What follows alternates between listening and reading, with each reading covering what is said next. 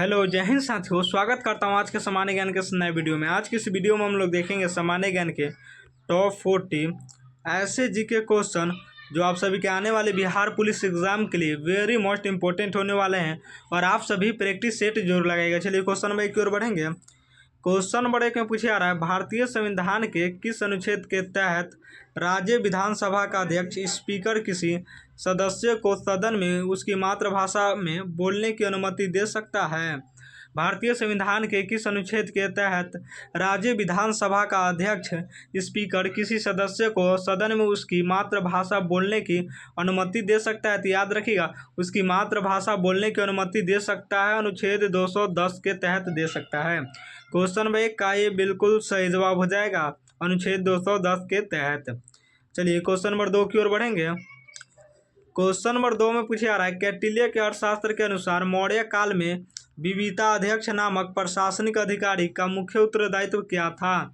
कौटिल्य के अर्थशास्त्र के अनुसार मौर्य काल में विविता अध्यक्ष नामक प्रशासनिक अधिकारी का मुख्य उत्तरदायित्व क्या था? तो याद रखिएगा, विविता अध्यक्ष नामक प्रशासनिक अधिकारी का मुख्य उत्तरदायित्व जो था चारागाहों, बंजर भूमियों और मरुस्थलीय मार्गों की सुरक्षा तथा नियमन करना था। याद रखिएगा, चारागाहों, बंजर भूमियों और मरुस्थलीय मार्गों की सुरक्षा तथा नियमन करना था। क्वेश्चन नंबर 2 का ये बिल्कुल सही जवाब हो जाएगा। चलिए क्वेश्चन नंबर 3 की ओर बढ़ेंगे। क्वेश्चन नंबर 3 में पूछा आ रहा है, आधुनिक नाभिकीय भौतिकी के सेल मॉडल के अनुसार किस तत्व के नाभिक में प्रोटॉन की संख्या 82 होने के कारण उसे एक अत्यंत अस्थायी मैजिक नंबर प्राप्त होता है? आधुनिक नाभिकीय भौतिक के सेल मॉडल के अनुसार किस तत्व के नाभिक में प्रोटॉनों की संख्या 82 होने के कारण उसे एक अत्यंत अस्थायी मैजिक नंबर प्राप्त होता है? तो याद रखिएगा, उसे एक अत्यंत अस्थायी मैजिक नंबर प्राप्त होता है। तो याद रखिएगा, सीसा यानी लीड प्राप्त होता है। क्वेश्चन नंबर 3 का बी बिल्कुल सही जवाब हो जाएगा। प्रोटॉनों की संख्या 82 होने के कारण उसे एक अत्यंत अस्थायी मैजिक नंबर प्राप्त होता है, तो सीसा लीड प्राप्त होता है। चलिए क्वेश्चन नंबर 4 की ओर बढ़ेंगे। क्वेश्चन नंबर 4 में पूछे आ रहा है, वर्ष 1942 के भारत छोड़ो आंदोलन के दौरान बिहार के किस क्षेत्र में क्रांतिकारियों ने ब्रिटिश संचार व्यवस्था को बाधित करने हेतु ध्रुव दल नामक छापामार दस्ते का गठन किया था? वर्ष 1942 के भारत छोड़ो आंदोलन के दौरान बिहार के किस क्षेत्र में क्रांतिकारियों ने ब्रिटिश संचार व्यवस्था को बाधित करने हेतु ध्रुव दल नामक छापामार दस्ते का गठन किया था? तो याद रखिएगा, ध्रुव दल नामक छापामार दस्ते का गठन किया था, तो आपको याद रखना है कटिहार पूर्णिया क्षेत्र में। क्वेश्चन नंबर 4 का डी बिल्कुल सही जवाब हो जाएगा, कटिहार पूर्णिया क्षेत्र। चलिए क्वेश्चन नंबर 5 की ओर बढ़ेंगे। क्वेश्चन नंबर 5 में पूछा रहा है, जब किसी पारदर्शी माध्यम की सतह पर पड़ने वाली प्रकाश किरण के लिए परावर्तित तथा अपवर्तित किरणों के बीच कोण 90 डिग्री हो जाता है, तब परावर्तित प्रकाश पूर्णतः ध्रुवित हो जाता है। इस विशेष आपतन कोण को क्या कहते हैं? जब किसी पारदर्शी माध्यम की सतह पर पड़ने वाली प्रकाश की किरण के लिए परावर्तित तथा अपवर्तित किरणों के बीच का कोण 90 डिग्री हो जाता है, तब परावर्तित प्रकाश पूर्णतः ध्रुवित हो जाता है। इस विशेष आपतन कोण को क्या कहते हैं? तो याद रखिएगा, इस विशेष आपतन कोण को जो है क्या कहते हैं? तो ध्रुवन कोण कहते हैं, ब्रूस्टर कोण भी कहते हैं। ध्रुवन कोण और ब्रूस्टर कोण दोनों कहते हैं। क्वेश्चन नंबर 5 का ये बिल्कुल सही जवाब हो जाएगा। चलिए क्वेश्चन नंबर 6 की ओर बढ़ेंगे। क्वेश्चन नंबर 6 में पूछा आ रहा है, शेर शाह सूरी के प्रशासनिक सुधारों के अंतर्गत प्रागना स्तर पर सिकदार नामक अधिकारी का मुख्य उत्तरदायित्व क्या था? शेर शाह सूरी के प्रशासनिक सुधारों के अंतर्गत प्रागना स्तर पर सिकदार नामक अधिकारी का मुख्य उत्तरदायित्व क्या था? तो याद रखिएगा, सिकदार नामक अधिकारी का मुख्य उत्तरदायित्व क्या था? तो सैन्य व्यवस्था संभालना, शांति व्यवस्था बनाए रखना और कार्यकारी आदेशों को लागू करना था। याद रखिएगा, प्रागना स्तर पर सिकदार नामक अधिकारी का मुख्य उत्तरदायित्व क्या था? तो सैन्य व्यवस्था संभालना, शांति व्यवस्था बनाए रखना और कार्यकारी आदेशों को लागू करना था। क्वेश्चन नंबर 6 का ये बिल्कुल सही जवाब हो जाएगा। चलिए क्वेश्चन नंबर 7 की ओर बढ़ेंगे।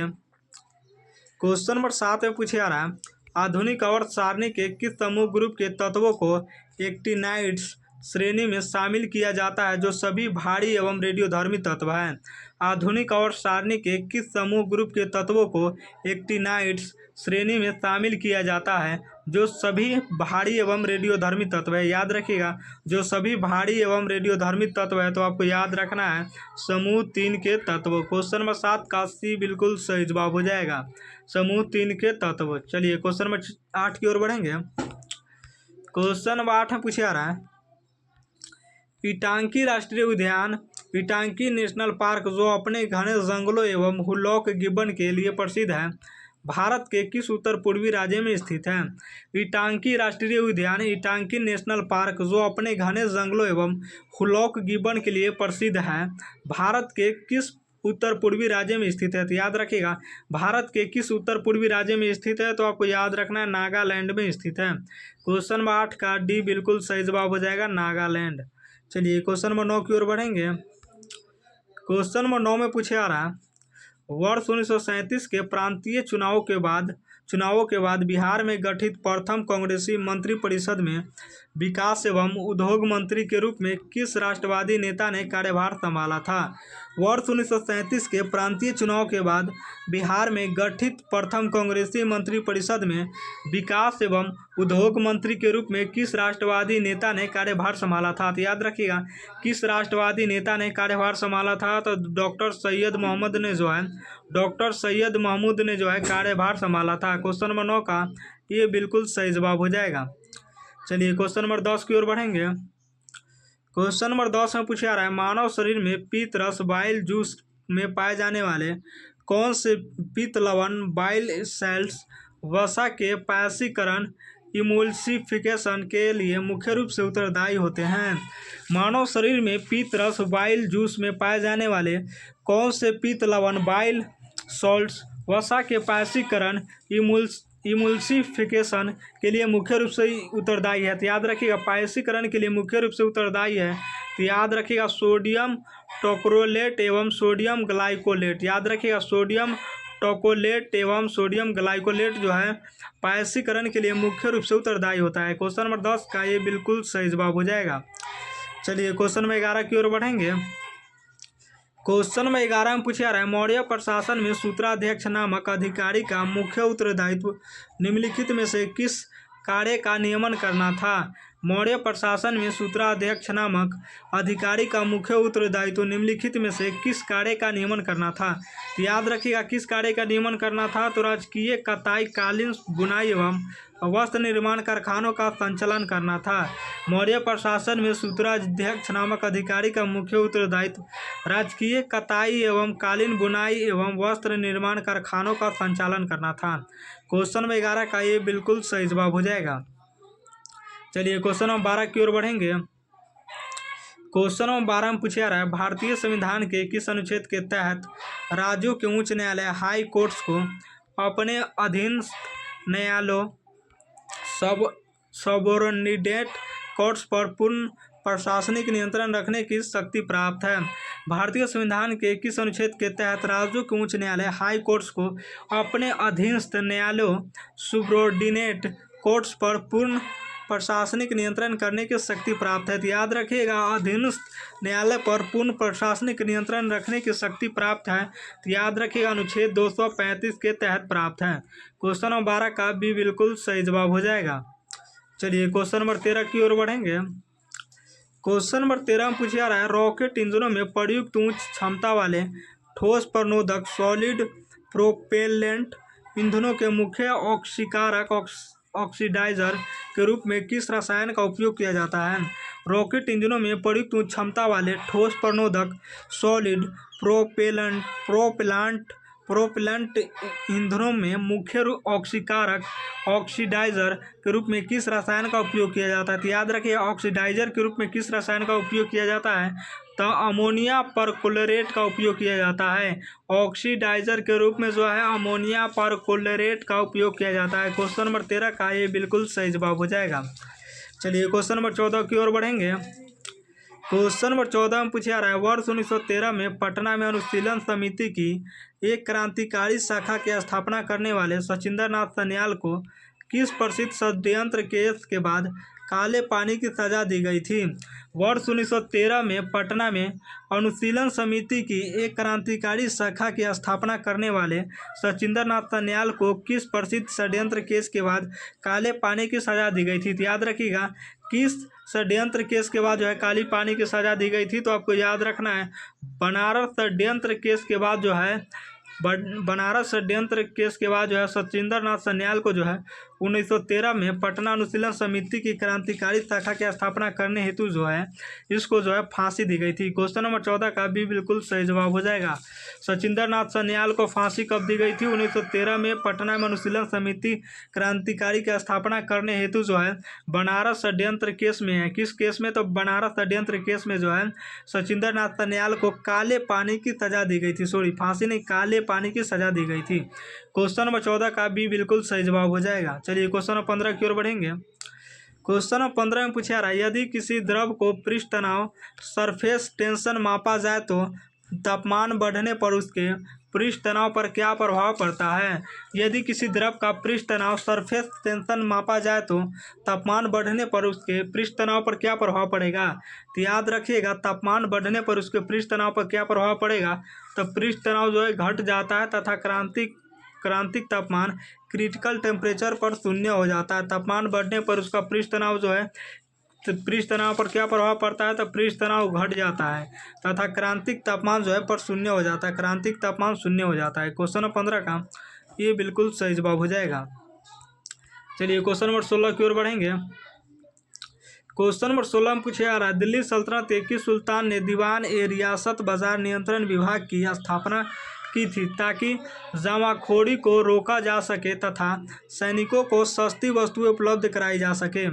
दिल्ली सल्तनत के किस सुल्तान ने दीवान ए रियासत बाजार नियंत्रण विभाग की स्थापना की थी ताकि जमाखोरी को रोका जा सके तथा सैनिकों को सस्ती वस्तुएं उपलब्ध कराई जा सके? तो याद रखिएगा, सैनिकों को सस्ती वस्तुएं उपलब्ध कराई जा सके तो किसने किया था? तो अलाउद्दीन खिलजी ने। दिल्ली सल्तनत के किस सुल्तान ने दीवान ए रियासत बाजार नियंत्रण विभाग की स्थापना की थी ताकि जमाखोरी को रोका जा सके तथा सैनिकों को सस्ती वस्तुएं एवं उपलब्ध कराई जा सके? सैनिकों को सस्ती वस्तुएं उपलब्ध कराई जा सके। अलाउद्दीन खिलजी ने जो है जमाखोरी को रोका जा सके, जमाखोरी को रोकने के लिए, सैनिकों को सस्ती वस्तुएं प्राप्त करने के लिए जो है अलाउद्दीन खिलजी ने दिल्ली सल्तनत के दीवान ए रियासत बाजार को क्या किया था? तो नियंत्रण विभाग की स्थापना कर दी थी। क्वेश्चन नंबर 16 का भी बिल्कुल सही जवाब हो जाएगा। बाजार नियंत्रण विभाग की स्थापना किसने की थी? अलाउद्दीन खिलजी ने, ताकि जमाखोरी को रोका जा सके और सैनिकों को सस्ती वस्तुएं उपलब्ध कराई जा सके। चलिए क्वेश्चन नंबर 17 की ओर बढ़ेंगे। क्वेश्चन नंबर 17 में पूछा जा रहा है, रसायन विज्ञान में उच्च वैक्यूम प्रणालियों तथा वैज्ञानिक उपकरणों में जोरों को सील करने के लिए प्रयुक्त ओपोजैन ग्रीस का मुख्य स्रोत क्या है? तो याद रखिएगा, ओपोजैन ग्रीस का मुख्य स्रोत क्या है? तो उच्च आणविक भार वाले हाइड्रोकार्बन एवं पेट्रोलियम का अंश होता है। उच्च आणविक भार वाले हाइड्रोकार्बन एवं पेट्रोलियम अंश। क्वेश्चन नंबर 17 का ये बिल्कुल सही जवाब हो जाएगा। चलिए क्वेश्चन नंबर 18 की ओर बढ़ेंगे। क्वेश्चन नंबर 18 में पूछा रहा है, बिहार का वह कौन सा सुदूर दक्षिणी जिला है जो पूर्व में बांका जिले तथा दक्षिण में सीधे झारखंड राज्य के साथ अपनी सीमा साझा करता है?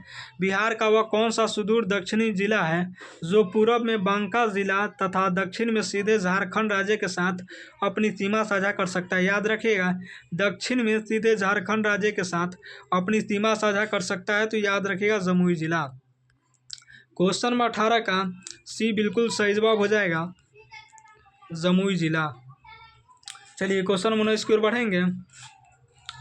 क्वेश्चन 19 से पूछा रहा है, महात्मा गांधी को चंपारण आने का निमंत्रण देने वाले राजकुमार शुक्ल को वर्ष 1916 के लखनऊ कांग्रेस अधिवेशन में गांधी जी से मिलने की सलाह बिहार के किस प्रसिद्ध नेता ने दी थी? महात्मा गांधी को चंपारण आने का निमंत्रण देने वाले राजकुमार शुक्ल को वर्ष 1916 के लखनऊ कांग्रेस अधिवेशन में गांधी जी से मिलने की सलाह बिहार के किस प्रसिद्ध नेता ने दी थी? तो याद रखिएगा, गांधी जी से मिलने की सलाह किस प्रसिद्ध नेता ने दी थी? तो आपको याद रखना है, पीर मोहम्मद मुनुस ने दी थी। पीर मोहम्मद मुनुस ने जो है गांधी जी से मिलने की सलाह जो है बिहार सलाह दी थी, याद रखिएगा। गांधी जी से मिलने की सलाह बिहार के किस प्रसिद्ध नेता ने दी थी? तो पीर मोहम्मद यूनुस ने दी थी, याद रखिएगा। 1916 लखनऊ कांग्रेस अधिवेशन में जो है गांधी जी से मिलने की सलाह लेने के लिए जो है किस प्रसिद्ध नेता ने दी थी? तो पीर मोहम्मद यूनुस ने। क्वेश्चन नंबर 19 का सी बिल्कुल सही जवाब हो जाएगा। चलिए क्वेश्चन नंबर 20 की ओर बढ़ेंगे। क्वेश्चन नंबर 20 में पूछा रहा है, मानव शरीर के उत्सर्जन प्रणाली में नेफ्रॉन की समीपस्थ समालिक नलिका पीसीटी की आंतरिक सतह पर पाई जाने वाली कौन सी संरचना अवशोषण क्षेत्र एब्जॉर्प्टिव सरफेस एरिया को बढ़ाती है? मानव शरीर के उत्सर्जन प्रणाली में नेफ्रॉन की समीपस्थ नवालिका नलिका पीसीटी की आंतरिक सतह पर पाई जाने वाली कौन सी संरचना अवशोषण क्षेत्र एब्जॉर्प्टिव सरफेस एरिया को बढ़ाती है? तो याद रखिएगा, एब्जॉर्प्टिव जो है सरफेस एरिया को बढ़ाती है तो ब्रश बॉर्डर माइक्रोविली, याद रखिएगा, ब्रश बॉर्डर माइक्रोविली जो है अवशोषण क्षेत्र को बढ़ाती है।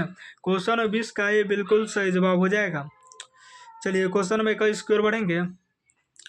क्वेश्चन में 21 में पूछा रहा है, बिहार के किस प्राचीन स्थल की खुदाई में पाल वंशीय राजा देवपाल के समय के बाद बौद्ध भिक्षुओं के आवासीय कक्षा के आगे विशाल जल निकासी नाली प्रणाली के साक्ष्य प्राप्त हुए हैं? बिहार के किस प्राचीन स्थल की खुदाई में पाल वंशीय राजा देवपाल के समय के बौद्ध भिक्षुओं के आवासीय कक्षों के आगे विशाल जल निकासी नाली प्रणाली के साक्ष्य मिले हैं? याद रखिएगा, विशाल जल निकासी नाली प्रणाली के साक्ष्य मिले हैं, तो याद रखिएगा नालंदा महाविहार में। क्वेश्चन में 21 का ये बिल्कुल सही जवाब हो जाएगा, नालंदा महाविहार। चलिए क्वेश्चन नंबर 22 की ओर बढ़ेंगे। क्वेश्चन नंबर 22 में पूछा जा रहा है, भारतीय संविधान के किस अनुच्छेद के तहत संघ लोक सेवा आयोग यूपीएससी के सदस्यों के वेतन भत्ते एवं पेंशन भारत की संचित निधि कंसोलिडेटेड फंड ऑफ इंडिया पर भारित होते हैं, जिन पर संसद में मतदान नहीं किया जा सकता? भारतीय संविधान के किस अनुच्छेद के तहत संघ लोक सेवा आयोग यूपीएससी के सदस्यों के वेतन भत्ते एवं पेंशन भारत की संचित निधि कंसोलिडेटेड फंड ऑफ इंडिया पर भारित होते हैं, जिन पर संसद में मतदान नहीं किया जा सकता है? याद रखेगा, कंसोलिडेटेड फंड ऑफ इंडिया पर भारित होते हैं जिन पर संसद में मतदान नहीं किया जा सकता है। तो याद रखिएगा, अनुच्छेद 322 के तहत जो है कंसोलिडेटेड फंड ऑफ इंडिया जो है लागू होता है, जिन पर जो है संसद में मतदान नहीं किया जा सकता, याद रखिएगा। क्वेश्चन 22 का भी बिल्कुल सही जवाब हो जाएगा, अनुच्छेद 322 के तहत। चलिए क्वेश्चन नंबर 23 की ओर बढ़ेंगे। क्वेश्चन नंबर 23 में पूछा जा रहा है, आधुनिक भौतिक रसायन विज्ञान में जूल थॉम्पसन प्रभाव जूल थॉम्पसन इफेक्ट के अनुसार जब किसी वास्तविक गैस को उच्च दाब से निम्न दाब वाले क्षेत्र में वल्लभ के माध्यम से फैलाया जाता है तो उसके तापमान पर क्या प्रभाव पड़ता है? तो याद रखिएगा, वल्लभ के माध्यम से फैलाया जाता है तो उसके तापमान पर क्या प्रभाव पड़ता है? तो याद रखिएगा, उसके तापमान पर क्या प्रभाव पड़ता है? तो व्युत्क्रमण तापमान इन्वर्सन टेम्परेचर के नीचे होने पर गैस ठंडी हो जाती है। वल्लभ के माध्यम से फैलाया जाता है तो उसके तापमान पर क्या प्रभाव पड़ता है? तो व्युत्क्रमण तापमान के नीचे होने पर जो है गैस ठंडी हो जाती है। क्वेश्चन नंबर 23 का ये बिल्कुल सही जवाब हो जाएगा। चलिए क्वेश्चन नंबर 24 की ओर बढ़ेंगे। क्वेश्चन नंबर 24 में पूछा रहा है, बिहार की भू आकृतिक संरचना के अनुसार दक्षिण बिहार के मैदान में पाई जाने वाली पुरानी जलोढ़ मिट्टी ओल्ड एलुवियल सॉइल को स्थानीय रूप से किस नाम से जाना जाता है? बिहार की भू आकृति संरचना के अनुसार दक्षिण बिहार के मैदान में पाई जाने वाली पुरानी जलोढ़ मिट्टी ओल्ड एलुवियल सॉइल को स्थानीय रूप से किस नाम से जाना जाता है? तो याद रखिएगा, ओल्ड एलुवियल सॉइल को स्थानीय रूप से किस नाम से जाना जाता है? तो करेल केवाल मिट्टी के नाम से जाना जाता है। क्वेश्चन नंबर 24 का ये बिल्कुल सही जवाब हो जाएगा। चलिए क्वेश्चन नंबर 25 की ओर बढ़ेंगे। क्वेश्चन नंबर 25 में पूछा जा रहा है, प्रकाश के किस वैज्ञानिक गुण के कारण अत्यंत पतली पारदर्शी फिल्म जैसे तेल की परत पर पड़ने वाली प्रकाश किरणों के बीच पैथ डिफरेंस उत्पन्न होता है जिससे विभिन्न चमकीले रंग दिखाई देते हैं? प्रकाश के किस वैज्ञानिक गुण के कारण अत्यंत पतली पारदर्शी फिल्म जैसे तेल की परत पर पड़ने वाली प्रकाश किरणों के बीच पैथ डिफरेंस उत्पन्न होता है जिससे विभिन्न चमकीले रंग दिखाई देते हैं? तो याद रखिएगा, प्रकाश का व्यतिकरण के कारण, इंटरफ्रेंस ऑफ लाइट के कारण होता है। क्वेश्चन नंबर 25 का ये बिल्कुल सही जवाब हो जाएगा। चलिए क्वेश्चन नंबर 26 की ओर बढ़ेंगे। क्वेश्चन नंबर 26 में पूछा जा रहा है, मुगल केंद्रीय प्रशासन में दीवान ए कज़ा नामक उच्च न्यायालय विभाग के अंतर्गत नियुक्त मुफ्ती का मुख्य उत्तरदायित्व क्या था? मुगल केंद्रीय प्रशासन में दीवान ए कज़ा नामक उच्च न्यायालय विभाग के अंतर्गत नियुक्त मुफ्ती का मुख्य उत्तरदायित्व क्या था? तो याद रखिएगा, न्यायालय विभाग के अंतर्गत नियुक्त मुफ्ती का मुख्य उत्तरदायित्व क्या था? तो याद रखिएगा, मुकदमों का निर्णय हेतु इस्लामी कानून शरिया की आधिकारिक व्याख्या एवं फतवा देना होता था। मुगल केंद्रीय प्रशासन में दीवान ए कज़ा नामक उच्च न्यायालय विभाग के अंतर्गत नियुक्त मुफ्ती का मुख्य उत्तरदायित्व क्या था? तो मुकदमों के निर्णय हेतु इस्लामी कानून शरिया की आधिकारिक व्याख्या एवं फतवा देना था। क्वेश्चन नंबर 26 का ये बिल्कुल सही जवाब हो जाएगा। चलिए क्वेश्चन नंबर 27 की ओर बढ़ेंगे। क्वेश्चन नंबर 27 में पूछा जा रहा है, सल्फ्यूरिक अम्ल के औद्योगिक उत्पादन की संस्पर्श विधि कॉन्टैक्ट प्रोसेस में सल्फर डाइऑक्साइड SO2 को सल्फर ट्राइऑक्साइड SO3 में परिवर्तित करने के लिए किस आधुनिक उत्प्रेरक कैटेलाइस्ट का उपयोग किया जाता है? तो याद रखिएगा, सल्फर डाइऑक्साइड SO2 को सल्फर ट्राइऑक्साइड SO3 में परिवर्तित करने के लिए किस आधुनिक उत्प्रेरक का उपयोग किया जाता है? तो याद रखिएगा, किस आधुनिक उत्प्रेरक का उपयोग किया जाता है? तो वेनेडियम पेंटॉक्साइड V2O5 का उपयोग किया जाता है। क्वेश्चन नंबर 27 का भी बिल्कुल सही जवाब हो जाएगा। वेनेडियम पेंटॉक्साइड V2O5 का उपयोग किया जाता है। सल्फर डाइऑक्साइड SO2 को सल्फर ट्राइऑक्साइड SO3 में परिवर्तित करने के लिए वेनेडियम पेंटॉक्साइड V2O5 का उपयोग किया जाता है। चलिए क्वेश्चन नंबर 28 की ओर बढ़ेंगे। क्वेश्चन नंबर 28 में पूछा जा रहा है, सिज्जू वन्यजीव अभयारण्य सिज्जू वाइल्ड लाइफ सेंचुरी जो चमगादड़ों की प्राकृतिक गुफाओं तथा दुर्लभ पक्षियों के लिए प्रसिद्ध है, भारत के किस उत्तर पूर्वी राज्य में स्थित है? सिज्जू वन्यजीव अभयारण्य सिज्जू वाइल्ड लाइफ सेंचुरी जो चमगादड़ों की प्राकृतिक गुफाओं तथा दुर्लभ पक्षियों के लिए प्रसिद्ध है, भारत के किस उत्तर पूर्वी राज्य में स्थित है? तो याद रखिएगा, भारत के किस उत्तर पूर्वी राज्य में स्थित है? तो आपको याद रखना है, मेघालय में स्थित है। क्वेश्चन नंबर 28 का भी बिल्कुल सही जवाब हो जाएगा, मेघालय। चलिए क्वेश्चन नंबर 29 की ओर बढ़ेंगे। क्वेश्चन 29 से पूछा जा रहा है, महात्मा गांधी ने वर्ष 1918 के अहमदाबाद मिल मजदूर आंदोलन के दौरान मजदूरों को अपनी मांगों पर दृढ़ रहने के लिए किस दैनिक बुलेटिन के माध्यम से प्रतिदिन संदेश दिया था? महात्मा गांधी ने वर्ष 1918 के बाद अहमदाबाद मिल मजदूर आंदोलन के दौरान मजदूरों को अपनी मांगों पर दृढ़ रहने के लिए किस दैनिक बुलेटिन के माध्यम से प्रतिदिन संदेश दिया था? तो याद रखिएगा, किस दैनिक बुलेटिन के माध्यम से प्रतिदिन संदेश दिया था? तो याद रखिएगा, मजदूर संदेश बुलेटिन के माध्यम से जो है प्रतिदिन संदेश दिया था। क्वेश्चन 29 का ये बिल्कुल सही जवाब हो जाएगा। चलिए क्वेश्चन नंबर 30 की ओर बढ़ेंगे। क्वेश्चन नंबर 30 में पूछा जा रहा है, मानव शरीर में थायरॉयड ग्रंथि द्वारा स्रावित कैल्सिटोनिन हार्मोन रक्त में कैल्शियम के स्तर को कम करने के लिए मुख्य रूप से किस प्रकार कार्य करता है? मानव शरीर में थायरॉयड ग्रंथि द्वारा स्रावित कैल्सिटोनिन हार्मोन रक्त में कैल्शियम के स्तर को कम करने के लिए मुख्य रूप से किस प्रकार कार्य का उपयोग किया जाता है? तो याद रखिएगा, किस प्रकार कार्य करता है? तो याद रखिएगा, किस प्रकार कार्य करता है? तो हड्डियों के पुनरावशोषण, बोन रिसॉर्प्शन को रोक कर तथा वीरकों में कैल्शियम के उत्सर्जन को बढ़ाकर जो है कार्य करता है। क्वेश्चन नंबर 30 का ये बिल्कुल सही जवाब हो जाएगा। चलिए क्वेश्चन नंबर 31 की ओर बढ़ेंगे। क्वेश्चन नंबर 31 में पूछा जा रहा है, पाल वंश के किस प्रसिद्ध शासक के समय नालंदा महाविहार के व्यय हेतु जावा के राजा बालपुत्र देव के अनुरोध पर 5 गांवों को राजस्व दान में दिया गया था? पाल वंश के किस प्रसिद्ध शासक के समय नालंदा महाविहार के व्यय हेतु जावा के राजा बालपुत्र देव के अनुरोध पर 5 गांवों को राजस्व दान में दिया गया था? तो याद रखिएगा, बालपुत्र देव के अनुरोध पर 5 गांवों को राजस्व दान में दिया गया था। तो याद रखिए, किसने दिया था? तो राज देवपाल ने। पाल वंश के किस प्रसिद्ध शासक के समय नालंदा महाविहार के व्यय हेतु जावा के राजा बलपुत्र देव के विरुद्ध, याद रखिएगा, जावा के राजा बलपुत्र देव के विरुद्ध अनुरोध पर 5 गांवों का राजस्व दान में दिया गया था? याद रखिएगा, किसके समय हुआ था?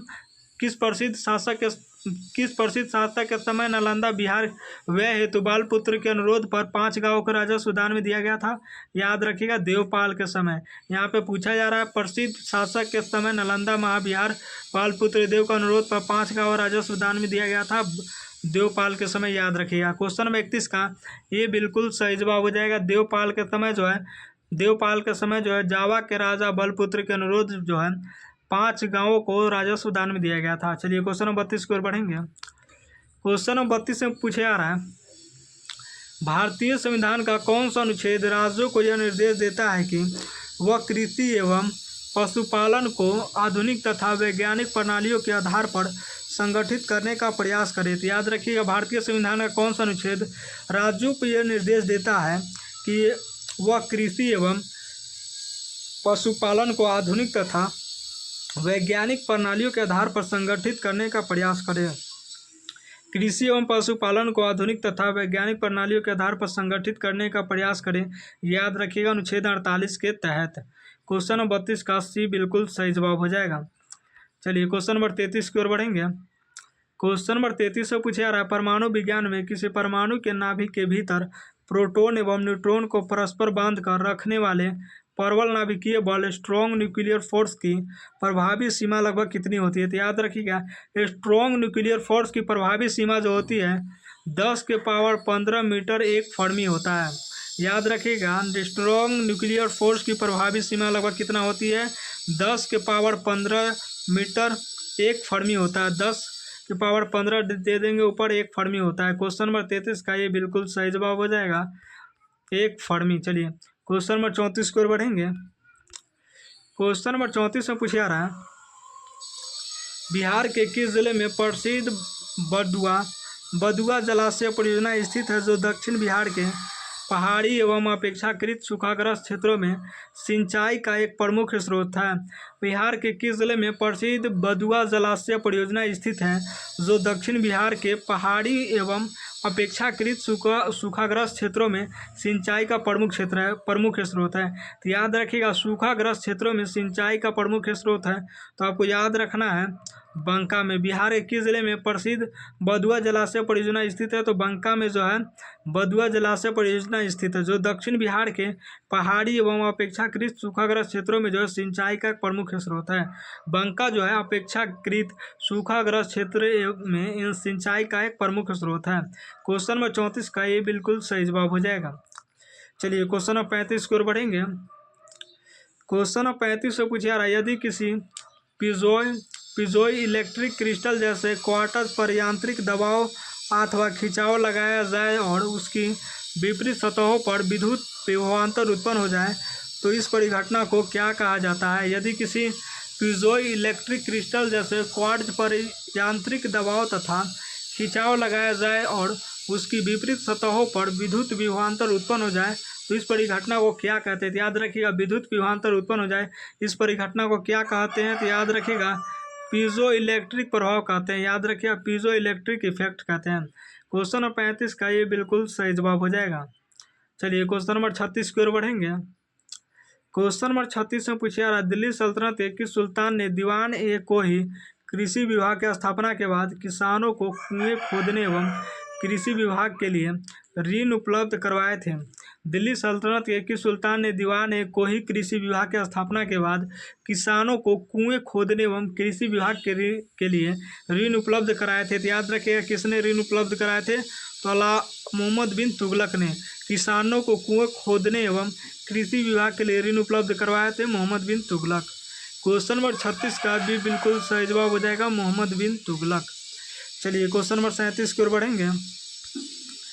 क्वेश्चन नंबर 37 से पूछा जा रहा है रासायनिक रूप से नियोटेम के एक आधुनिक कृत्रिम मिठास प्रदान करने वाला पदार्थ है। यह सामान्य चीनी सोर्सेस की तुलना में लगभग कितना गुना अधिक मीठा होता है? रासायनिक रूप से नियोटेम एक आधुनिक कृत्रिम मिठास प्रदान करने वाला पदार्थ है। यह सामान्य चीनी सोर्सेस की तुलना में लगभग कितने गुना अधिक मीठा होता है? तो याद रखिएगा, लगभग कितने गुना अधिक मीठा होता है? तो आपको याद रखना है लगभग 7000 से 8000 गुना जो है अत्यधिक मीठा होता है। सोर्सेस की तुलना में लगभग कितना गुना मीठा होता है? तो लगभग 7000 से 8000 गुना मीठा होता है। क्वेश्चन नंबर 37 का ये बिल्कुल सही जवाब हो जाएगा। चलिए क्वेश्चन नंबर 38 की ओर बढ़ेंगे। क्वेश्चन नंबर 38 में पूछा रहा है, सिंगलीला राष्ट्रीय उद्यान सिंगलीला नेशनल पार्क जो रेड पांडा संरक्षण के लिए प्रसिद्ध है, भारत के किस राज्य में स्थित है? सिंगलीला राष्ट्रीय उद्यान सिंगलीला नेशनल पार्क जो रेड पांडा संरक्षण के लिए प्रसिद्ध है, भारत के किस राज्य में स्थित है? तो याद रखिएगा, सिंगलीला राष्ट्रीय उद्यान जो रेड पांडा संरक्षण के लिए प्रसिद्ध है, किस राज्य में स्थित है? तो आपको याद रखना है, पश्चिमी बंगाल में स्थित है। याद रखिएगा, पश्चिम बंगाल में स्थित है। सिंगलीला राष्ट्रीय उद्यान सिंगलीला नेशनल पार्क जो रेड डाटा संरक्षण के लिए प्रसिद्ध है, भारत के जो है किस राज्य में है? तो याद रखिएगा, पश्चिम बंगाल में है। क्वेश्चन नंबर 38 का सी बिल्कुल सही जवाब हो जाएगा। चलिए क्वेश्चन नंबर 39 की ओर बढ़ेंगे। क्वेश्चन नंबर 39 में पूछा जा रहा है, वर्ष 1928 की नेहरू रिपोर्ट में भारत की भावी प्रांतीय पुनर्गठन के लिए मुख्य आधार क्या प्रस्तावित किया गया था? वर्ष 1928 की नेहरू रिपोर्ट में भारत के भावी प्रांतीय पुनर्गठन के लिए मुख्य आधार क्या प्रस्तावित किया गया था? तो याद रखिएगा, पुनर्गठन के लिए मुख्य आधार क्या प्रस्तावित किया गया था? तो याद रखिएगा, भाषाई एवं भौगोलिक प्रशासनिक सुविधा का आधार को जो है प्रस्तावित किया गया था। वर्ष 1928 की नेहरू रिपोर्ट में भारत के भावी प्रांतीय पुनर्गठन के लिए मुख्य आधार क्या प्रस्तावित किया गया था? तो भाषाई एवं भौगोलिक प्रशासनिक सुविधा का आधार जो है प्रस्तावित किया गया था। क्वेश्चन 39 का ये बिल्कुल सही जवाब हो जाएगा। चलिए क्वेश्चन नंबर 40 की ओर बढ़ेंगे। क्वेश्चन नंबर 40 में पूछा रहा है, मानव शरीर में किस विटामिन की गंभीर कमी के कारण ग्लोसिटिस अर्थात जीभ में सूजन, लालिमा एवं दर्द की समस्या उत्पन्न हो सकती है? मानव शरीर में किस विटामिन की गंभीर कमी के कारण ग्लोसिटिस अर्थात जीभ में सूजन, लालिमा एवं दर्द की समस्या उत्पन्न हो सकती है? ग्लोसिटिस अर्थात जीभ में सूजन, लालिमा एवं दर्द की समस्या उत्पन्न हो सकती है। तो याद रखिएगा, विटामिन B2 राइबोफ्लेविन की समस्या के कारण जो है, राइबोफ्लेविन के कारण जीभ में सूजन एवं लालिमा एवं दर्द की समस्या उत्पन्न हो सकती है। क्वेश्चन नंबर 40 का ये बिल्कुल सही जवाब हो जाएगा। और 40 में से आप सभी का कितना सही हुआ कमेंट जरूर कीजिएगा।